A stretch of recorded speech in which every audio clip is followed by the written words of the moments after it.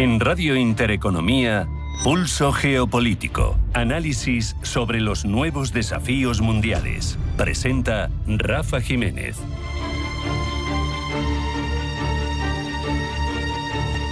La tecnología que cambia las democracias está aquí y nadie la ha votado. Bienvenidos a Pulso Geopolítico, una empresa que construye la infraestructura sobre la que opera el poder y que resulta imprescindible para el Estado. Es mucho más que una empresa cualquiera. Se habla mucho del peso de las tecnoligarquías en la configuración de poder que se está generando a medida que avanza el siglo XXI. Y si hay un ejemplo paradigmático de compañía en esa línea de configuración de capacidades del Estado con, en paralelo, una fortísima visión propia de las transformaciones hacia las que se ha de dirigir la sociedad, esa es Palantir. Por eso resulta fundamental reflexionar sobre el manifiesto de 22 puntos que publicaba la compañía en su cuenta oficial de X. Lo primero, el vínculo de Silicon Valley, gigantes tecnológicos privados, con el Estado. La historia de la industria tecnológica de Estados Unidos, lo sabemos, está profundamente entrelazada con el gasto militar, con las agencias de inteligencia desde sus orígenes, desde la Segunda Guerra Mundial. Sabemos que Internet nació a partir de ARPANET, que tenemos Palantir misma, que fue financiada por Incutel, que es el fondo de capital riesgo de la CIA. Pero el texto que deja en las redes sociales el cofundador de Palantir, Alex Karp, sostiene que ese vínculo lo que termina haciendo es obligar a la fusión entre la industria tecnológica y el aparato militar del Estado. Una fusión que, en su opinión, en su concepción de la realidad, va mucho más allá de ser un mero proveedor. Lo que implica su propuesta es que el Estado dependa de las infraestructuras de las tecnológicas. Un procedimiento claro: entro con un contrato pequeñito, instalo mis arquitecturas propietarias, con cualquier extracción posterior nos convertiríamos en un elemento de perturbación del Estado. No se nos puede sacar ya de ahí, porque somos imprescindibles para que el Estado cumpla con sus funciones. Es pasar de proveedor a parásito. Además, a partir de la crítica sobre la eficiencia de los modelos en contraste, el público y el privado, acaba sugiriendo que las funciones del Estado han de ser absorbidas sí o sí por Palantir, no como decisión democrática, sino como resultado natural de la superioridad técnica de una empresa privada, cuyos accionistas, por cierto, no rinden cuentas ante ningún ciudadano con derecho a voto. Esto no es una distopía, eso ya está ocurriendo en partes concretas de la administración estadounidense. El sistema Immigration OS, desarrollado por Palantir para el ICE, para el Servicio de Inmigración y Control de Aduanas, utiliza datos fiscales, de salud, telefónicos, de matrículas captadas en tiempo real por las cámaras callejeras para perseguir a sus objetivos. Eso solo lo puede hacer Palantir, no lo puede hacer ningún otro elemento del Estado estadounidense. O el sistema de policía predictiva que instaló Palantir en Nueva Orleans, tipo, para que nos entendamos, Minority Report, de prevención de la delincuencia. El ayuntamiento no conocía sus detalles en su totalidad, amplificaba sesgos raciales cuando se investigó en lugar de reducirlos. ¿Y eso en manos de quién estaba? De Palantir. En cada uno de estos casos el patrón es el mismo: la empresa entra, se hace indispensable y la supervisión democrática brilla por su ausencia. Llega tarde, cuando ya existe una dependencia de la administración que es de tipo estructural y que es difícil de revertir, cuando no imposible. Se habla de asimetría entre la opacidad hacia los dirigentes y la transparencia hacia los gobernados. Karp, de hecho, lamenta lo que denomina exposición despiadada de la vida privada de los personajes públicos, que en su opinión ahuyenta el talento del servicio público.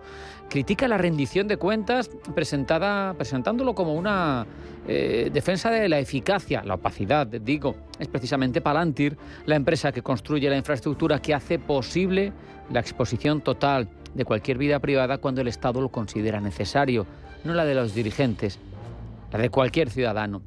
El argumento implícito es perturbador por lo diáfano, por lo claro. Los dirigentes merecen protección del escrutinio público. Los ciudadanos han de ser escrutados por sistemas de vigilancia que ellos no controlan, no conocen, no saben cómo se comportan y no han votado. Tiene razón, eso sí, en que la gratuidad de los servicios digitales ha enmascarado un modelo de extracción de datos que beneficia a muy pocos, apenas a las grandes tecnológicas. Pero el problema es que sus soluciones concentran el poder de tal manera que ningún mecanismo democrático lo podría controlar.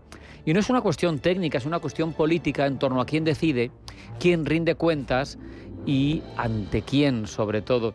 Cuando un sistema de inteligencia artificial decide qué personas son deportables o qué barrios hay que vigilar más porque son de alto riesgo, qué objetivos militares son legítimos y hay que matar sin que el individuo intervenga, el ser humano, está tomando decisiones políticas con consecuencias reales sobre vidas reales. Lo hace a una velocidad y a una escala que hace imposible cualquier corrección en tiempo real. El human in the loop, el humano involucrado en el bucle de toma de decisiones, no está. Porque no puede estar a la velocidad a la que se toman las decisiones. Y sabemos que una parte muy poderosa del ecosistema tecnológico estadounidense ha decidido ya que no necesita justificar nada ante las normas del juego democrático. Y en esa deriva es en la que está inscrita la acción de Palantir, que a su vez es el que permite unas herramientas más poderosas al Estado estadounidense. La concentración de poder en manos de quienes controlan la infraestructura es una vía segura hacia el totalitarismo y en contra de quien piensa diferente. Palantir no representa, sin embargo, no nos engañemos, el futuro inevitable de la tecnología al servicio del Estado. Solamente es una opción política concreta, eso sí, una opción que da mucho miedo ahora y que es por la que ha optado la actual administración estadounidense. Es una opción política tomada por personas concretas con intereses concretos y que se presenta como una inevitabilidad técnica absoluta. ¿Por qué? Porque así desactiva el debate sobre si es deseable ese modelo o no. Las sociedades democráticas no tenemos que preguntarnos si la inteligencia artificial va a transformar el gobierno. Eso va a pasar y ya está ocurriendo. La cuestión clave, la cuestión de futuro, es si esa transformación va a suceder bajo supervisión democrática o al margen de ella. Si va a suceder bajo la opacidad de una tecnooligarquía que es un hecho, está ahí y no es condenada, lo publica en las redes sociales.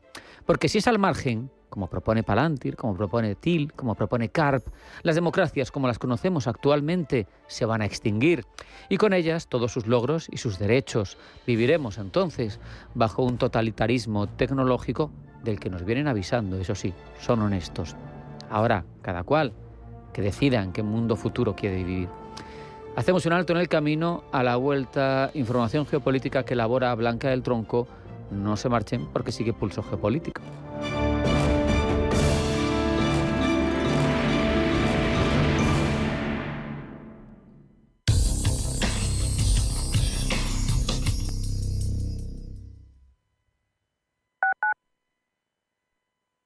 Tu contraseña no tiene que ser difícil, sino larga.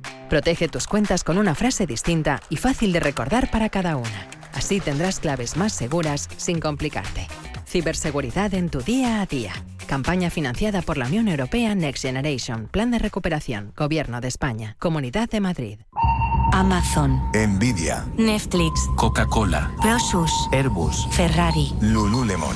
Empresas cotizadas, su historia, sus cuentas, sus proyectos y su evolución en bolsa. Radar Empresarial, de lunes a viernes a las 10 de la mañana en Capital Intereconomía.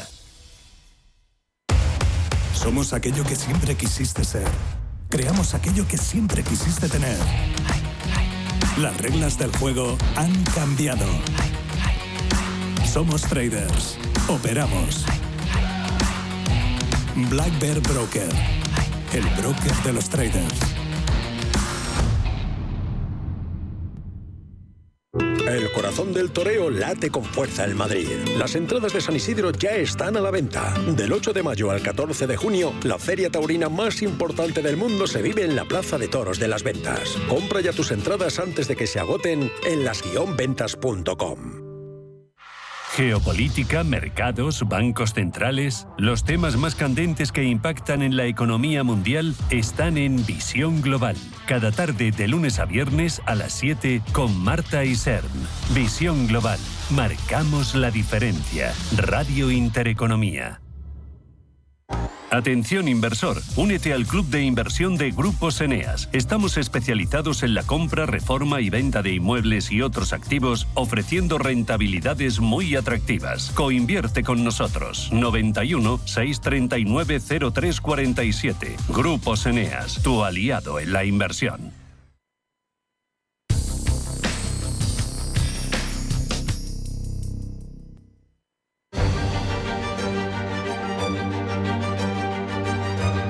En Radio Intereconomía, Pulso Geopolítico. Presenta Rafa Jiménez.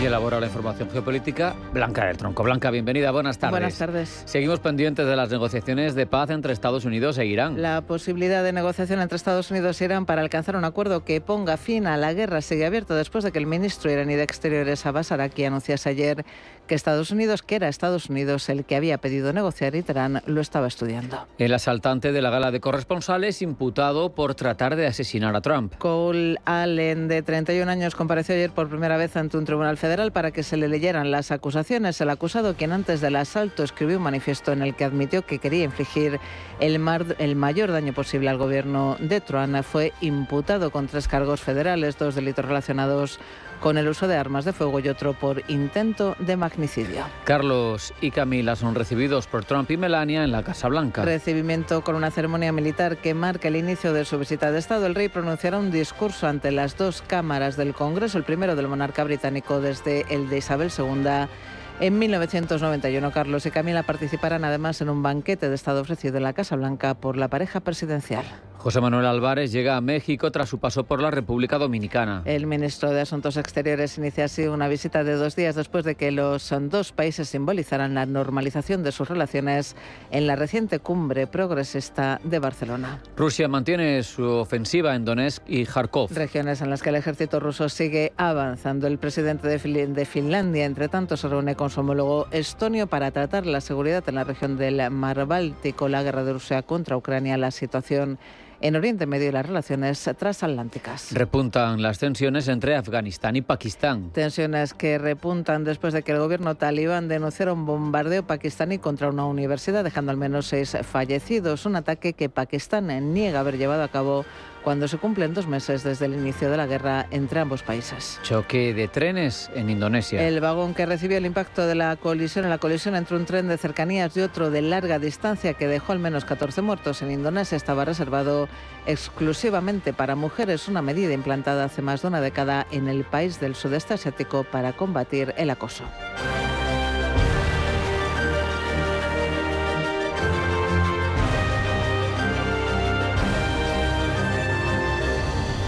Profundizamos ya en todas estas informaciones geopolíticas, Blanca. La tensión entre Washington y Teherán sube de temperatura, según revela el portal estadounidense Axios. Trump baraja reanudar los ataques aéreos contra Irán, aunque según 5 asesores consultados prefiere por el momento la vía diplomática. Teherán, por su parte, ha tendido la mano, propone reabrir el estrecho de Hormuz a cambio de aplazar las negociaciones nucleares. La Casa Blanca lo estudia, pero su línea roja es clara. Irán debe dejar de enriquecer uranio. Rubén Gil. El presidente de Estados Unidos, Donald Trump, está descontento con la última propuesta de Irán para poner fin al conflicto. Según altos funcionarios de la Casa Blanca, a Trump no le gusta la propuesta iraní porque no aborda el programa nuclear y esto es clave. Trump critica que Irán plantee negociar por fases y dejar lo nuclear para el final. La oferta iraní planea primero un alto el fuego, después la reapertura de Hormuz y solo al final hablar de ese programa nuclear.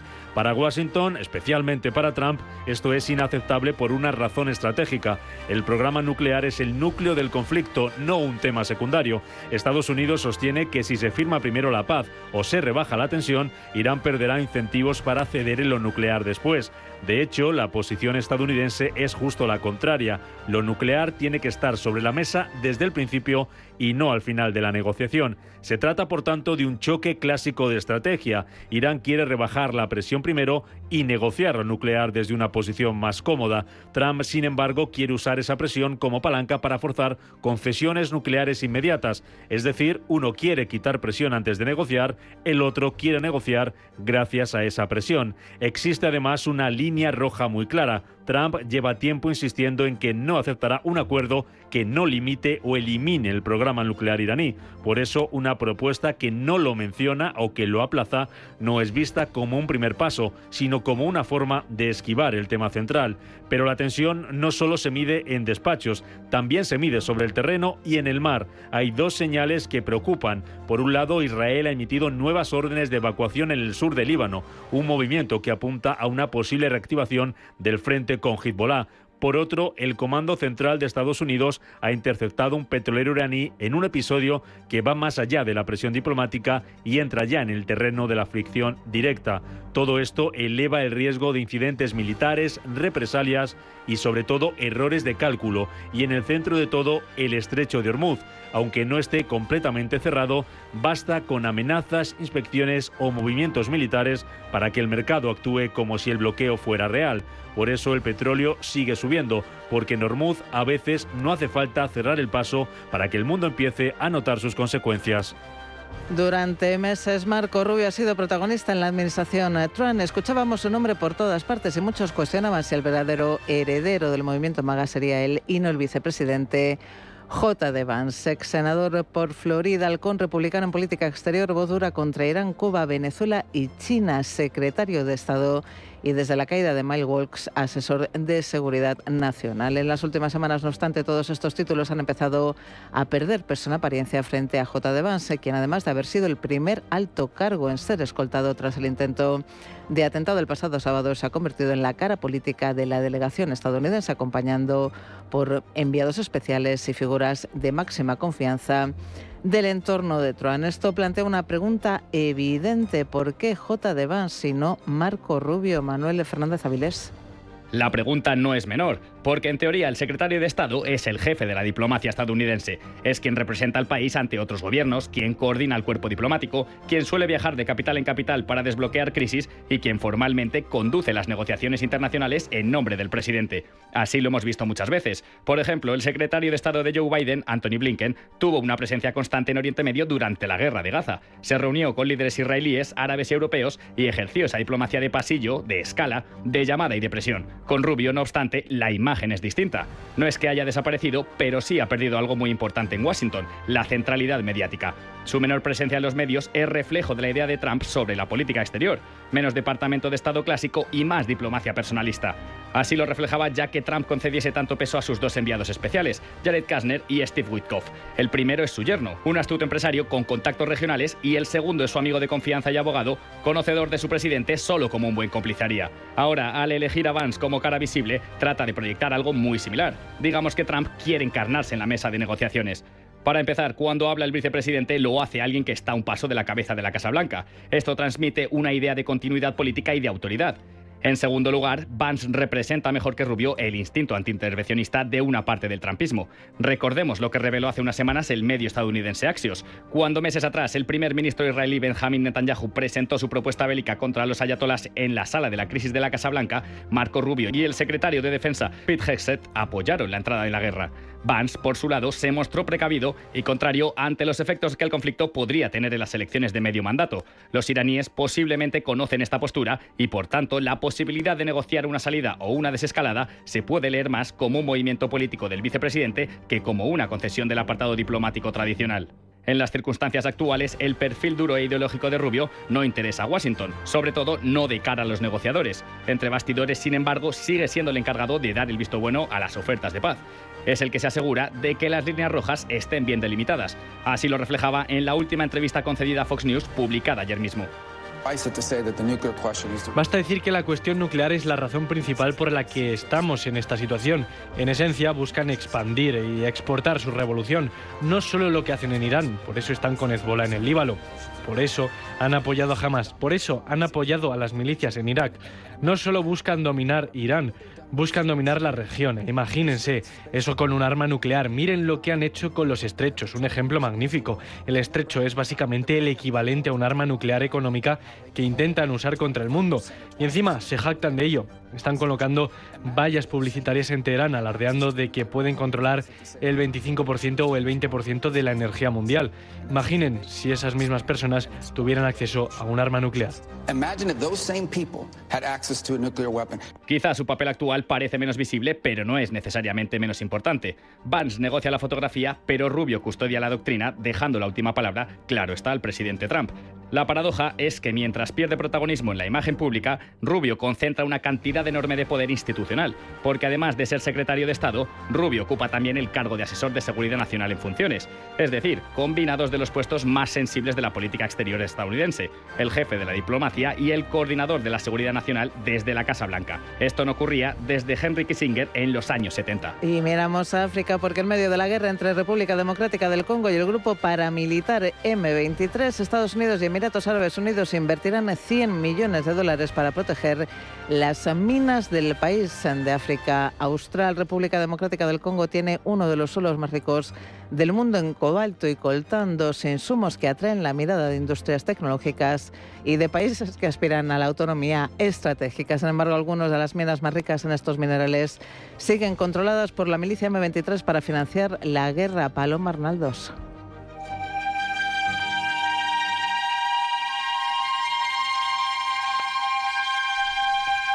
La República Democrática del Congo impulsará un grupo paramilitar para proteger a su industria minera, un proyecto financiado por Estados Unidos y Emiratos. El plan prevé una fuerza de más de 20.000 guardias para 2028 con la misión de proteger minas, rutas de transporte, minerales, plantas de procesamiento y puestos fronterizos. Para el país centroafricano es una oportunidad para reducir el contrabando y mejorar la trazabilidad. Para los países inversores es una oportunidad para reforzar su seguridad nacional, una manera de fortalecer su cadena de suministro en plena guerra económica con China. Sobre el terreno congoleño continúa la guerra contra el grupo M23, que ha conquistado amplias zonas desde comienzos de 2025 gracias al apoyo que recibe de Ruanda. El conflicto prosigue pese a los acuerdos de paz impulsados por Washington este verano, cuando Trump se refirió a la riqueza de República Democrática del Congo. Hay una enorme riqueza en esa hermosa tierra. Es una tierra hermosa, pero está muy manchada de sangre, muchísima sangre. Tienen cosas valiosas, muy valiosas, y van a tener mucho dinero y mucho éxito, y creo que se llevarán muy bien. La mina de Rubayarrica en coltán se ha convertido en un símbolo de potencial del país austral. El coltán permite obtener tantalio, un metal imprescindible para la electrónica moderna. Móviles, ordenadores, automóviles, motores de avión, sistemas GPS y componentes militares. Sin embargo, actualmente está bajo el control de M23, que vende el valioso mineral a Ruanda a cambio de financiación. Mientras, el gobierno de República Democrática del Congo teme por su soberanía sobre una de las principales fuentes de ingresos. A Estados Unidos le preocupa la presencia de China en el país. Empresas del gigante asiático controlan o participan en algunas de sus minas más importantes. Además, buena parte del cobalto congoleño, incluso cuando no lo extraen empresas chinas, termina refinándose en el gigante asiático, igual que un 90% de las tierras raras. Estados Unidos llega tarde al tablero centroafricano, pero está intentando recuperar terreno. Primero, con acuerdos de minerales críticos. Después, a través de empresas como Virtus Minerals, que ha tomado el control de Chemaf, productor de cobre y de cobalto. Y ahora, con una guardia minera que combina seguridad, inversión y control de rutas. Al otro lado de la fotografía está Emiratos Árabes Unidos, el otro gran facilitador del plan de República Democrática del Congo.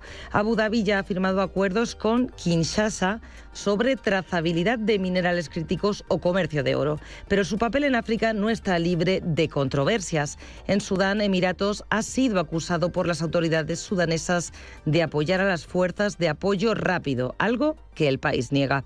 Al mismo tiempo, investigaciones y análisis internacionales han situado a Dubái como un nodo clave para el oro sudanés y para redes económicas vinculadas al conflicto.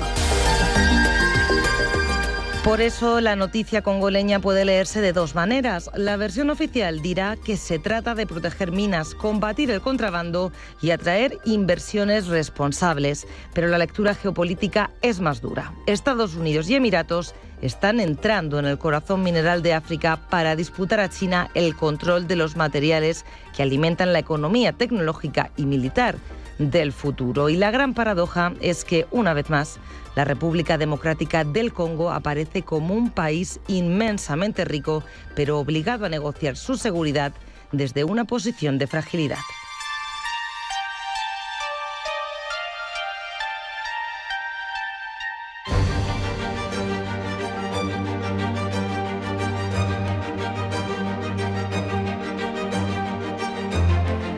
Durante décadas el equilibrio de poder entre las grandes potencias estuvo definido por una sola variable: quién tenía más armas nucleares. Esa ecuación cambió con el fin de la Guerra Fría y hoy, en 2026, está cambiando de nuevo. Esta vez la variable no se mide en ojivas, se mide en parámetros de inteligencia artificial. El nombre en cuestión es mitos y lo que ha desencadenado en las últimas semanas no es un debate tecnológico, es una crisis geopolítica de primer orden. Paul Mielgo.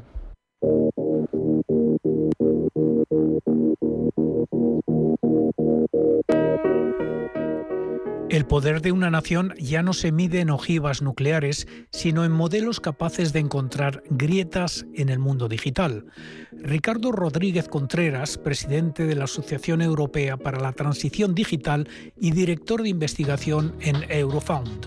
En el fondo, lo que se está discutiendo al final es la gobernanza global de la inteligencia artificial.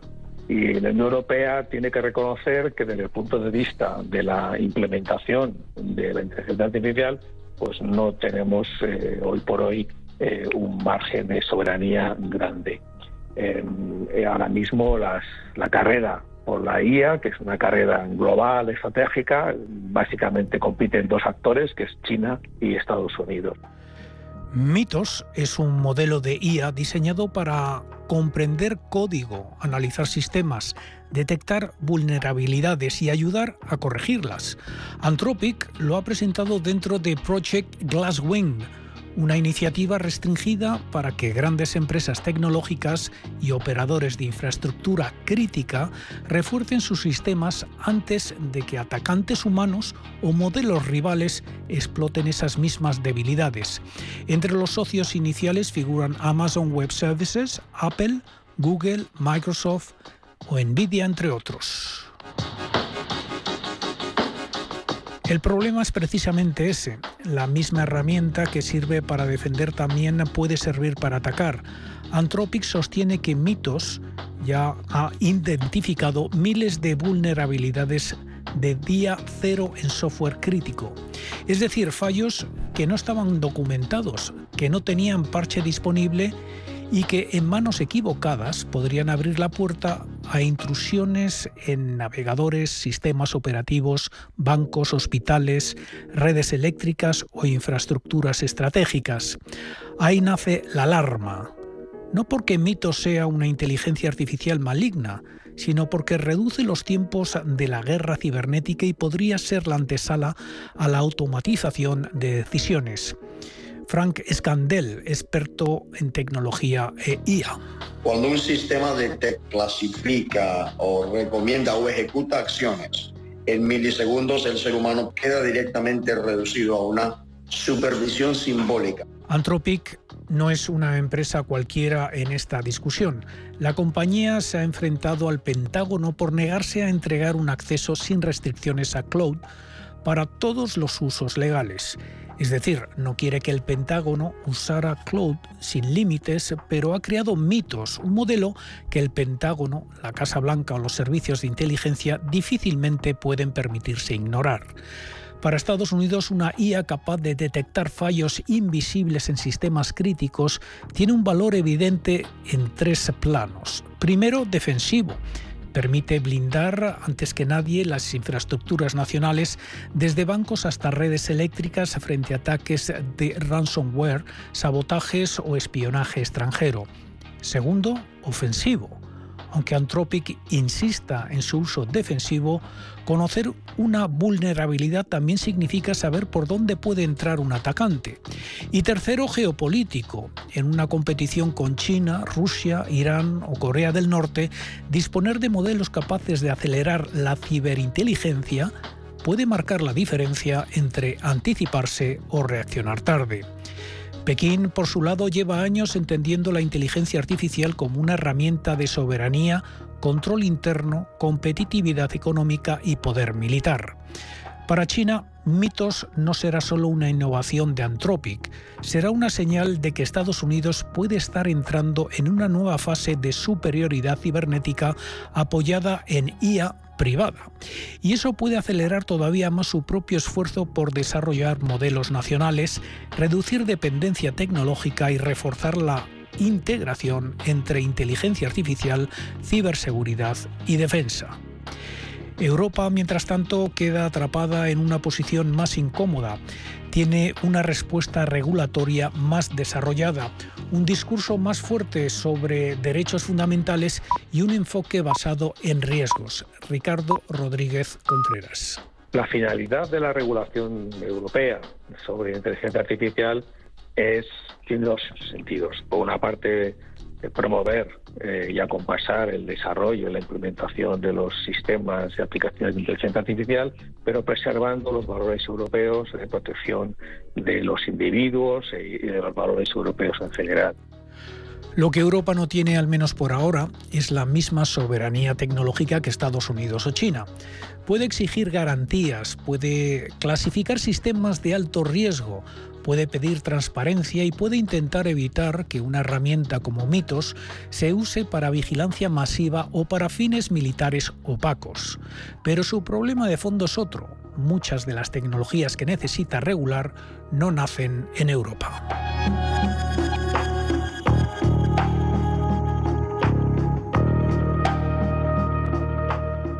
España va a ser el país más longevo del mundo. La cuestión es cómo vamos a vivir esos años de más.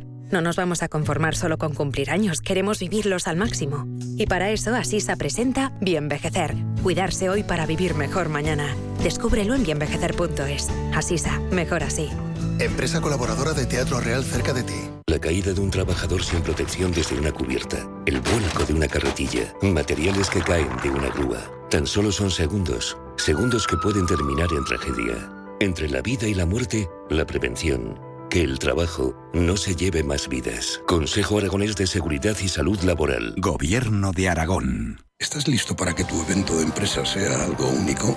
Washow Madrid, donde cada detalle está pensado para inspirar, conectar y celebrar. Música, gastronomía y tecnología se unen para que tus invitados vivan una experiencia inolvidable. El show más espectacular del mundo. Más información en washow.com. El Varadero, en Radio Intereconomía, te invita a navegar por los puertos de España. Descubre tradiciones, historias, cultura marinera y la actualidad del sector marítimo. Del Cantábrico al Mediterráneo, pasando por Baleares y las Canarias. Cada jueves, de 10 a 11 de la noche, en Radio Intereconomía.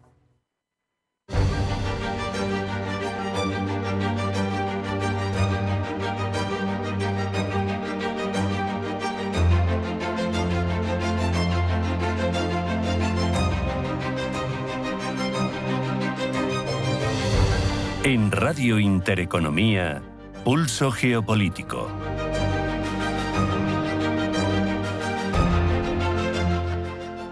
Durante los últimos años, Bulgaria ha sido sinónimo de inestabilidad política. 8 elecciones parlamentarias, 7 primeros ministros, un parlamento fragmentado que le costaba sacar leyes adelante.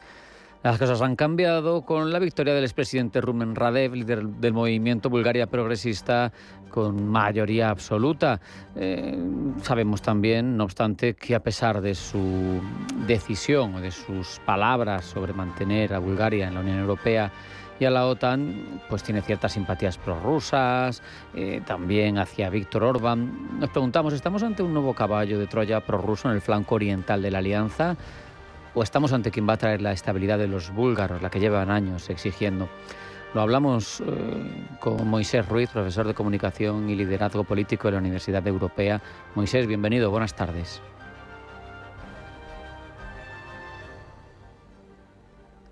Moisés, yo no te he escuchado. Salúdanos de nuevo, por favor. Igual tienes muteado el... ¿Qué tal? Encantado, buenas tardes. Muy buenas. Comentábamos, Radev ha conseguido algo que parecía imposible en Bulgaria, mayoría absoluta, después de años de parálisis. En tu opinión, ¿cómo ha sido capaz de capitalizar el hartazgo ciudadano mucho mejor que sus predecesores y sus contrincantes?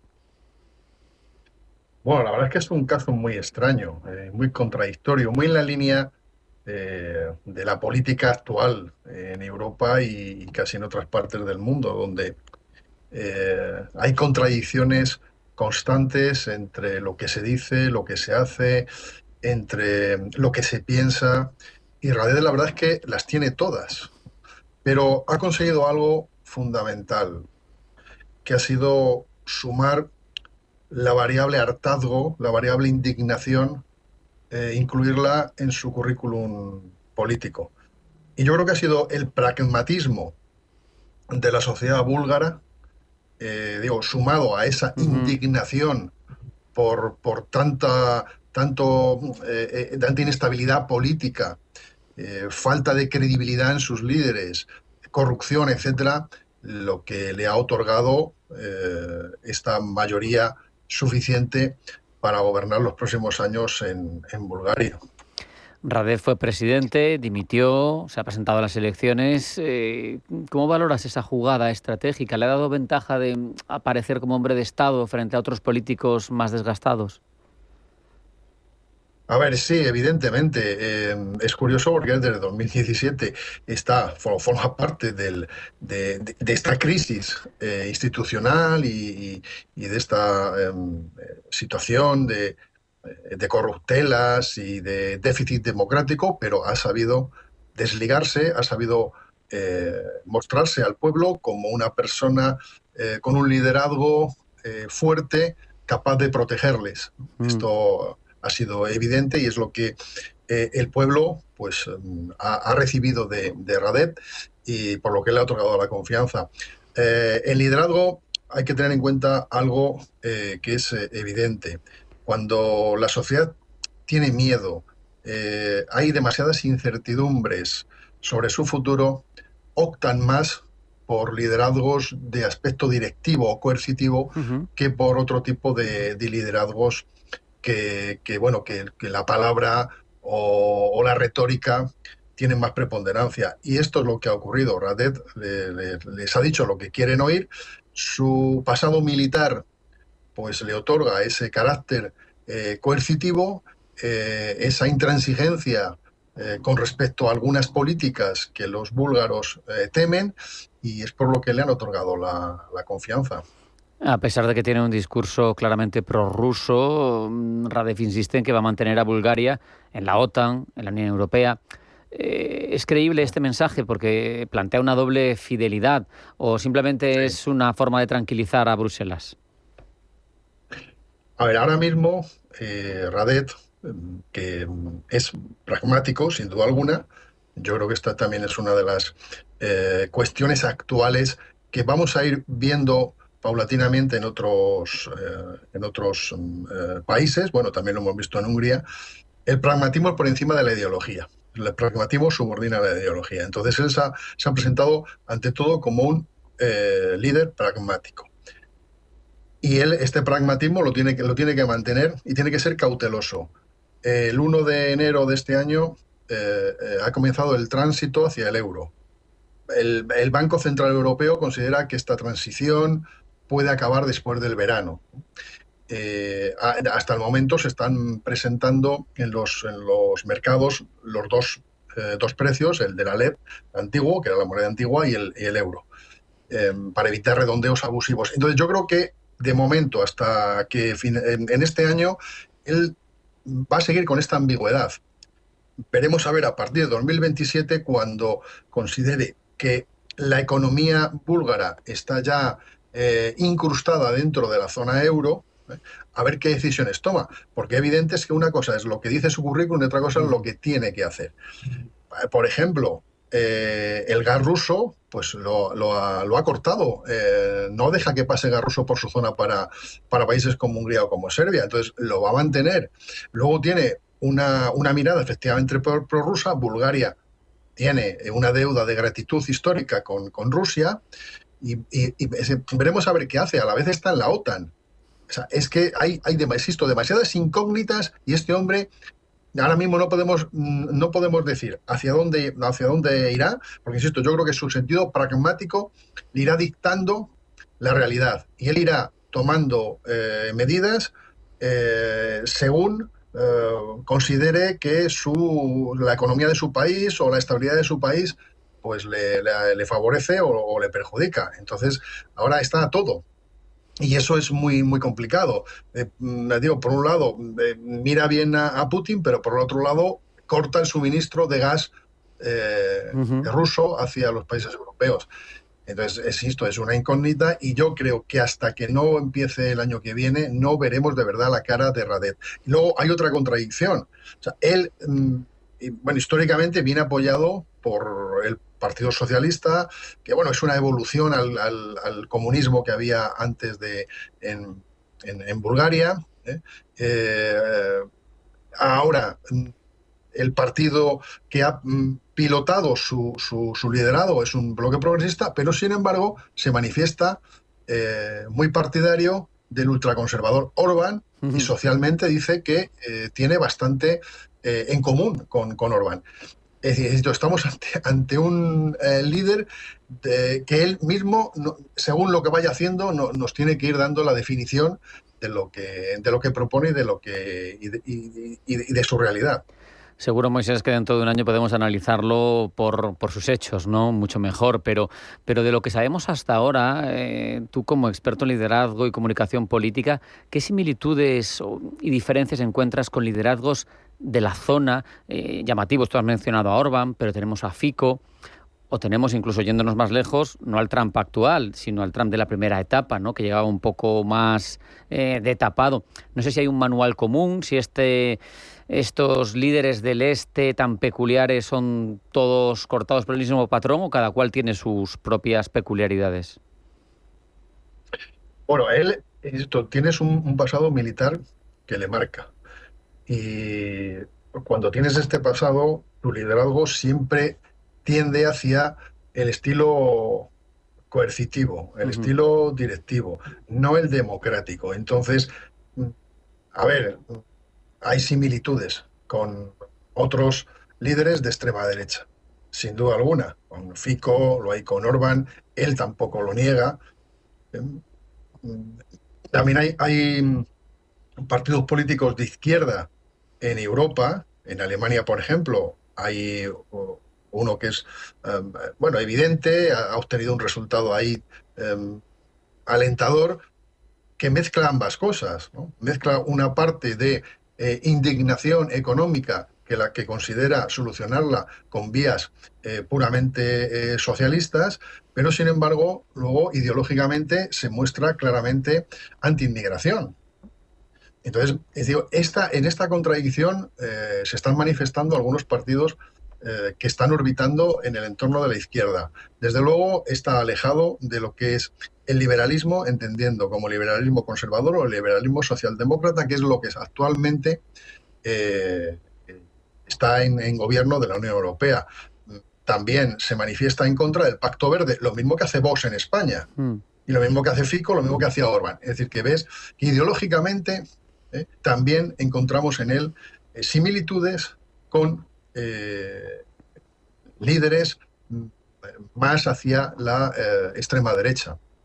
Una vez más, sus hechos nos volverán a definir a este hombre como es, pero actualmente yo ideológicamente sí que le encuentro muchos paralelismos y muchas similitudes con las propuestas de partidos de extrema derecha que están operando en otros países europeos, como puede ser Francia, o puede ser España, o puede ser el mismo Orbán, o alternativa por Alemania, por ejemplo. Sabemos los quebraderos de cabeza que ha dado Orbán a la Unión Europea y sabemos que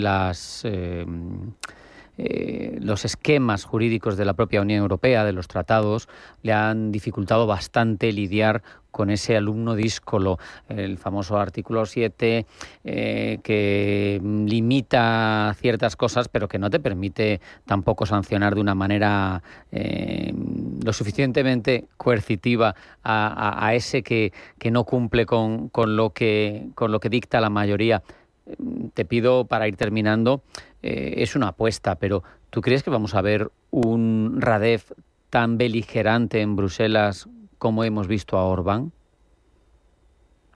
Yo creo que va a estar en función de cómo marcha la economía en Bulgaria y del apoyo que reciba por parte de la Unión Europea, sin duda alguna.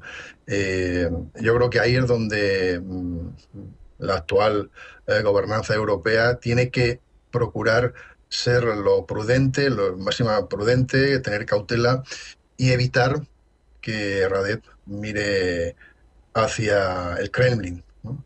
Insisto, Bulgaria es una economía débil, la adaptación al euro la está haciendo en estos momentos, ha habido mucha corrupción y todo esto es un cóctel muy, muy, muy peligroso y que tiene que ser tratado con mucha cautela por parte de la Unión Europea. Si Radev, que es un político ante todo pragmático, considera que estar cerca de Europa beneficia la economía búlgara, lo estará. Si considera que la Unión Europea está perjudicando, por ejemplo, con el Pacto Verde, está perjudicando mucho a los agricultores búlgaros, que es donde él ha obtenido un gran apoyo de las zonas rurales, pues indudablemente se convertirá en una persona de poca confianza y que trasladará alguna información al Kremlin sin ninguna duda. Con eso nos quedamos. Moisés Ruiz, profesor de la Universidad Europea, te agradezco mucho estos minutos. Un abrazo, hasta la próxima. Hasta la próxima, adiós.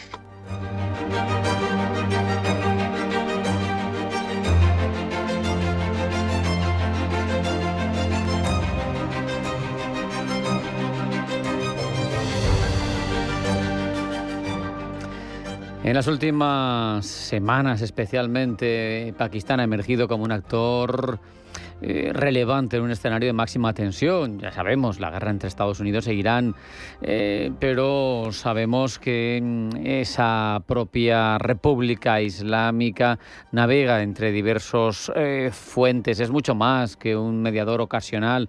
Es una potencia nuclear, es un socio más que relevante de China en toda la zona y en el Índico, un referente para gran parte del mundo islámico y un actor que a su vez padece muchas tensiones internas. No hay más que recordar los propios talibanes, que tienen los suyos propios, los baluchis, la crisis abierta con Afganistán. Para hablar de este país y de su complicada situación y encaje geopolítico, hablamos ya con Mario López Areu, profesor de Relaciones Internacionales de ICADE. Mario, bienvenido, buenas tardes. Hola, muy buenas tardes. En Pakistán, por empezar por el fenómeno terrorista, que es una constante en muchas partes del mundo, pero que es especialmente notorio en el país, ha sido el más afectado por este fenómeno, más de 1.100 muertos en el 25. ¿Cómo se equilibra un Estado con esa potencia de los militares, pero a la vez esa presencia del islamismo que tiene Baluchistán, que tiene Afganistán y que tiene ese fenómeno constante del terrorismo? Porque sin duda condiciona, ¿no?, la situación y el encaje de Pakistán. Sí, el problema, digamos, terrorista en Pakistán siempre ha sido una fuente de desestabilización doméstica, ¿no?, del país, y hay que pensar que ese terrorismo no solo tiene un eje, es decir, no es un terrorismo solo de corte islamista, sino que también hay un terrorismo de naturaleza etnonacionalista en Baluchistán en particular, ¿no? El islamista también, pues obviamente por la cercanía del régimen talibán en Afganistán, que afecta, digamos, a toda la frontera occidental del país.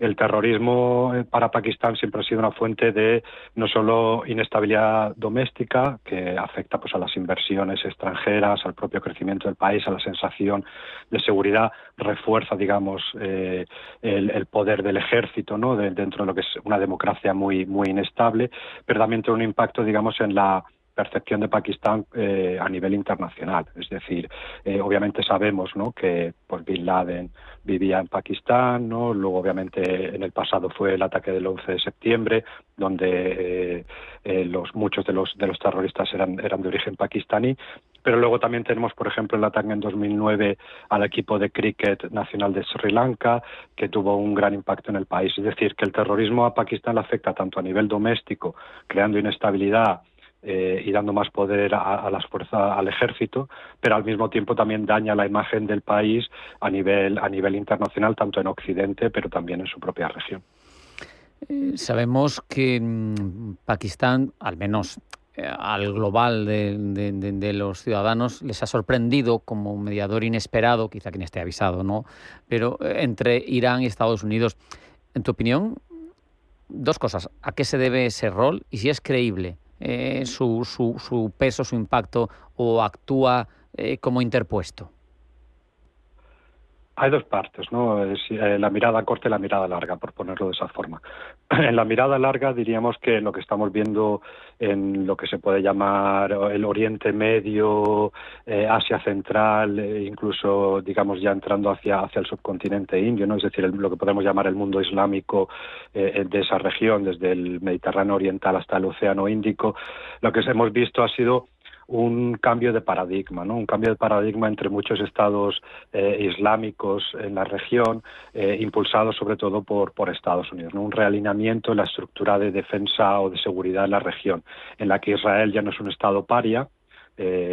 Con los acuerdos de Abraham, pues empieza un proceso, ¿no? De muchos estados islámicos que empiezan a reconstruir relaciones con Israel, ¿no? Y también vemos la caída, digamos, de la fortaleza de lo que han sido, pues, las potencias históricamente anti-israelitas. Irán, obviamente, el caso fundamental, y todo ese eje de lo que Irán llama el eje de la resistencia, ¿no? Con Hezbollah y demás. En ese reordenamiento, Pakistán, que tras el 11 de septiembre sufre, digamos, un distanciamiento de Estados Unidos a favor de India, ¿no? Estados Unidos, la relación con India se mejora. Pakistán ha estado durante mucho tiempo intentando volver a estar, pues, digamos, en una posición de acercamiento hacia Estados Unidos, ¿no? Y en ese contexto vemos el auge de unas nuevas potencias dentro de la región, Arabia Saudita, Turquía, Egipto y Pakistán, que están empezando, de cierta manera, a crear una nueva estructura de seguridad en esa región, ¿no? Que está muy alineada, digamos, con los intereses de Estados Unidos y de Israel, ¿no? Para una región un poco más estable, en la que decae sobre todo Irán.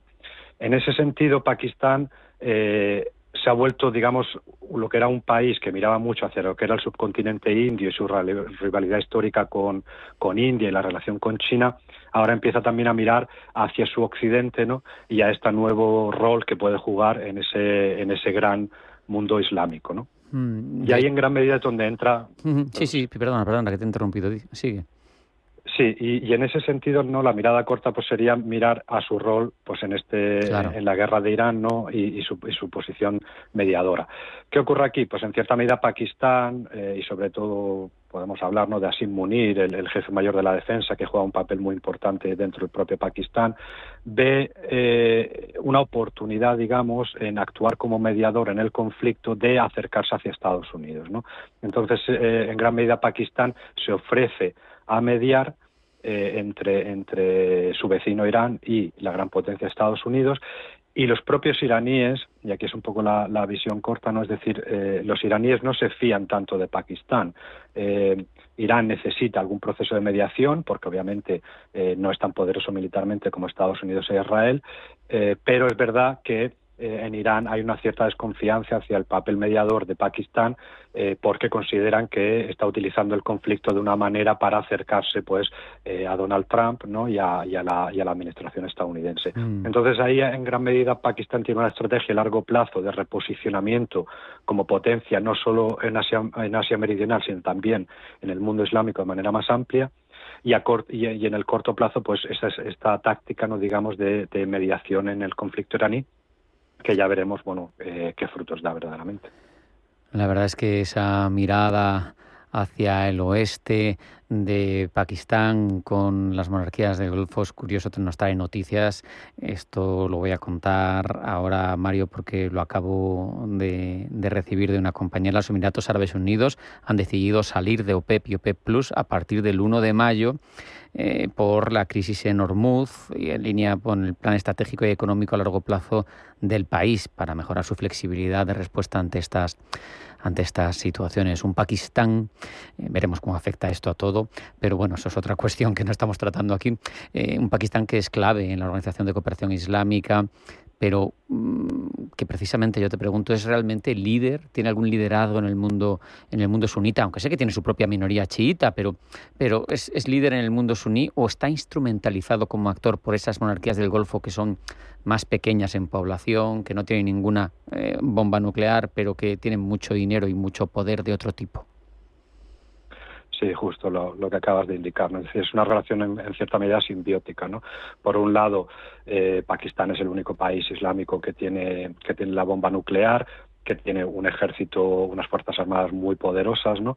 Pero por otro lado, pues tiene una economía en vías de desarrollo muy dependiente de dos cosas: la inversión extranjera, principalmente de sus vecinos del Golfo, ¿no? Tanto de Emiratos Árabes Unidos como Arabia Saudita, Qatar, etcétera, y además las remesas, es decir, de inmigrantes pakistaníes que viven en el Golfo y que mandan dinero a casa y que es muy importante para la propia economía.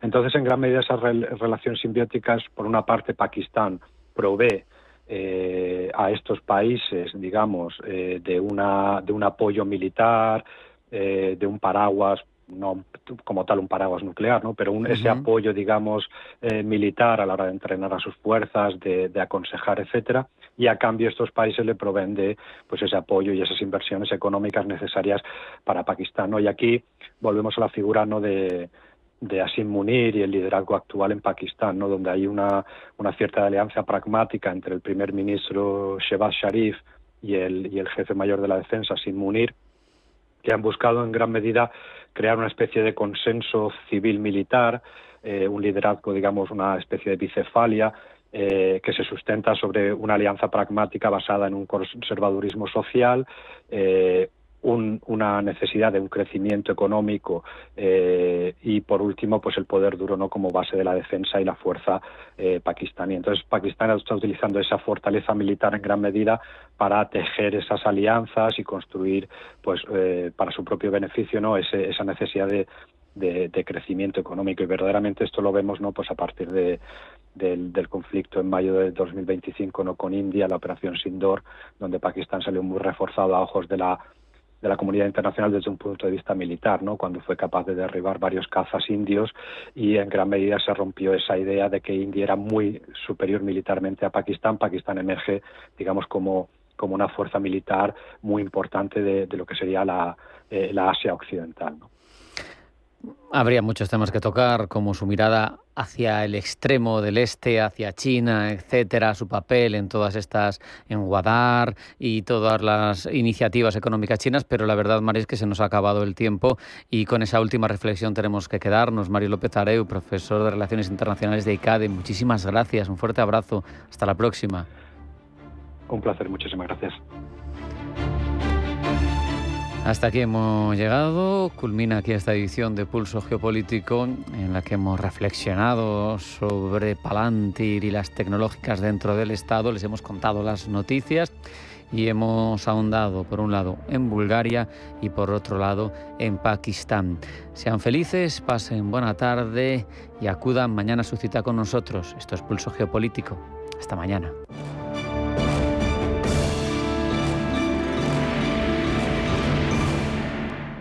En Dursan no vendemos coches usados.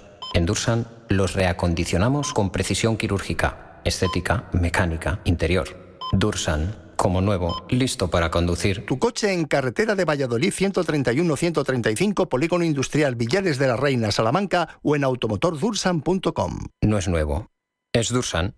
Dormir bien lo cambia todo. El descanso, el ánimo, la forma en la que afrontas el día. M5 de Sol Naturaleza es un complemento natural a base de plantas, triptófano y melatonina, pensado para ayudarte a mejorar la calidad del sueño y la estabilidad emocional. Una sola cápsula al día para respetar tu ritmo natural. Sol Naturaleza. Personas cuidando personas. Más información en solnaturaleza.es o llamando al 91 31 31 409. Hablar bajito. Ver llover. El pan caliente. El vino de Rioja. Hacienda López de Haro. La buena vida. Este martes, el Parlamento Europeo vota el nuevo marco financiero plurianual, el presupuesto que marcará las prioridades de la Unión Europea durante la próxima década. Defensa, tecnología, competitividad, agricultura y transición energética centran una votación clave para el futuro del continente. Y el miércoles, Radio Intereconomía se traslada hasta la Eurocámara con una programación especial en directo desde las 8 de la mañana para analizar el resultado de la votación y todas sus claves. Europa decide su futuro y nosotros te lo contamos en Radio Intereconomía. Radio Intereconomía es la mejor plataforma para dar a conocer, relanzar y poner voz a su empresa. Nuestro equipo comercial le asesora para conseguir sus objetivos. Contacte con nosotros en el 91 999 21 21 o escribiendo a comercial@intereconomia.com. Radio Intereconomía, la radio de las empresas. Antes de que amanezca te acompaña, escucha y ameniza las mañanas en Radio Intereconomía. Antes de que amanezca, con Guillermo Sancho Muela. De martes a viernes, de 6 a 7 de la mañana, en Radio Intereconomía.